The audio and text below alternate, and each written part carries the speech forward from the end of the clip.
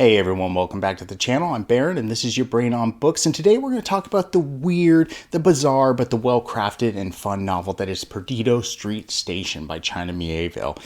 I read this on the Grimoire Discord. We did it as a read-along, and just out of the gate, I want to thank everyone who participated in that.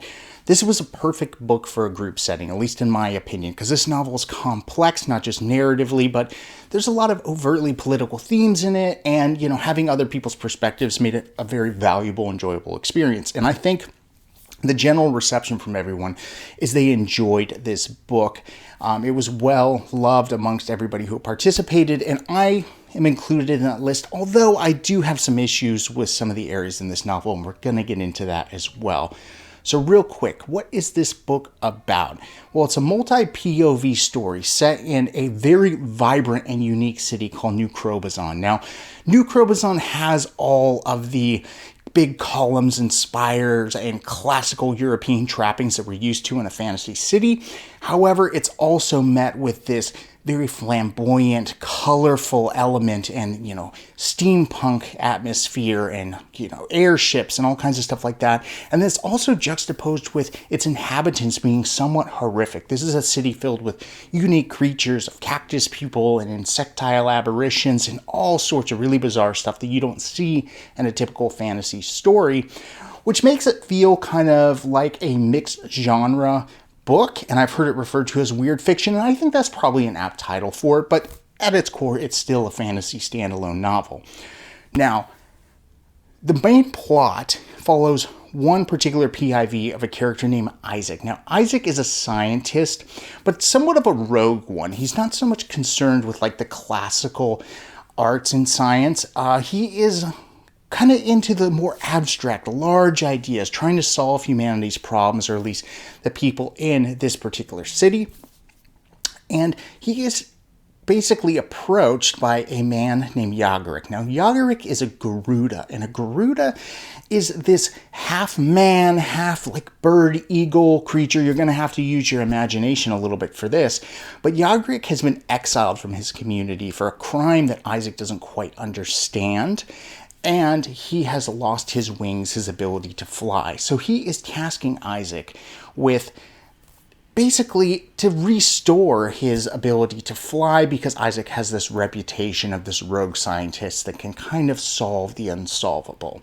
So through Isaac's research and his discoveries and kind of experimentation that he does to try to save Yagaric, some things happen. There is some consequences and some discoveries that are going to throw Isaac and all of the other characters in the story into this somewhat of a whimsical but yet horrific adventure, but also it's going to affect the entire city of New Crobazon, and that is what the story is really about. Now, it might seem like I'm giving you a lot of information there, but there's a lot of unpredictable twists and turns in this story, and even with that slight bit of information, I barely touched on spoilers at all. There's a lot of stuff you will not see coming in this book, which made it for a very, fun and enjoyable reading experience overall.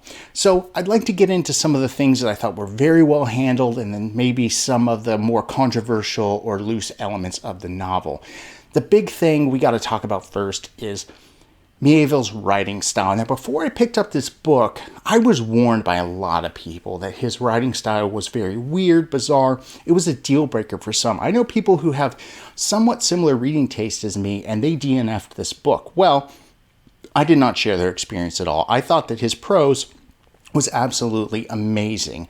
And if you follow the channel, I'm a big Clive Barker fan who has this very verbose, flamboyant, kind of horrific prose, and Mieville was the only other author I've experienced that is similar in that regard, and I absolutely loved it. And the way he was able to describe this city in such detail was absolutely incredible. Now, I can picture everything in this city, even though it is far removed from the typical 15th century European fantasy setting that we all know and love. This is a huge deviation from that, but yet I can see every little detail in my head just based on how amazing Mieville's description and writing style is. There's a particular scene, and I don't really consider the spoilers, where he is describing the dreams of the city. The whole city is asleep, and just what the feeling of it is, just how everybody's going through the dreams and nightmares and everything else. Incredible stuff. Incredible stuff. Now, I will say there are parts in the novel, specifically kind of in the middle, where maybe he embellished too much, and sometimes the story got away from him a little bit, because the world building is key to this novel. And I think once there was a lot of plot progression that you just kind of wanted to see the climax of that, he was still trying to be descriptive within these world building categories, which sometimes made it drag a bit. At least for me, it did. And I heard some other people say the same thing. So it might not be for everybody, but for me personally, I thought his writing was spectacular. So another thing we have to talk about, which I mentioned earlier, is this overtly political themes. A lot of the political stances that Mieville has are really on the nose in this story. There's a lot of themes, kind of somewhat anarchist themes, and discussing like personal liberty and freedoms and choice and everything else. And it kind of really paints an evil picture towards, obviously, tyranny, but, capitalism and a lot of other political structures that are commonplace in the world today. Now, that doesn't bother me, but for some people, it might be a bit much.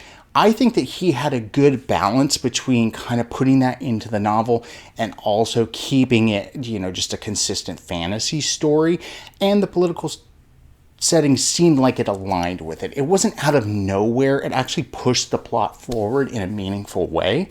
And if an author's able to balance that well, I don't care. Whether you agree with his political philosophy or not, I think it's still handled well. I hear that kind of ramps up in the other books in the series later on, and I'm really curious to see how that is, because despite some of my maybe objections to his positions on things, I still liked how he went about it in the novels. And, that's a big reason of why I like to read, is I like to see other people's perspectives. I like to see how they view the world. And fantasy stories is a great way of doing that, because you're able to break the boundaries of what we know and what we expect. So, well done for Mieville, but just keep that in the back of your mind. You may or may not like that. So, another thing that was just really incredible was how he mixed different genres. Now, like I said, this is a baseline fantasy novel, but there was some hard sci-fi elements that came into the fold. There was some steampunk elements. This definitely dipped into horror. There was romance plots. There was all kinds of stuff that was just really peculiar for a book like this. And once again, he balanced it well. Nothing seemed too out of place. I mean, you definitely were like, okay, this is pretty weird. But it was a good weird, at least for me and all the other people I saw that read this. They enjoyed how he went about this. And I think if you're not uncomfortable stepping out of, what you're used to in fantasy, this could be a nice, refreshing change of pace overall. So just something worth noting. And I want to talk about pacing, because I mentioned there was a period in the middle where I kind of was losing interest, and I saw that with others as well. The start of this book was phenomenal, but once we kind of got past the halfway point, I was kind of getting a little burnt out a little bit. It was kind of starting to feel sloggy, and I don't know. I was a little disappointed, because I started off so strong. I was like, this is going to be a 5-star read. And then it turned into, maybe this is like a 3-star read real fast. But he's able to pull all the plot threads together in such a satisfying way. And the climax of this book, the ending, was amazing. It was a gut punch twist. I never would have seen it coming, and totally left me with my jaw on the floor.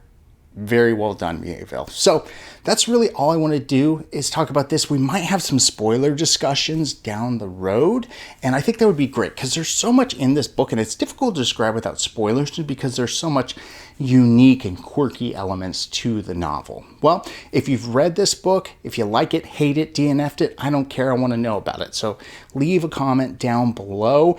Once again, thanks to everybody who participated in the read-along. We're going to have a bunch more. We already have others planned, not just for Mieville, but a whole host of different authors. I'll leave the link to the Discord in the description. If you want to come join us, please do. Until next time, see ya.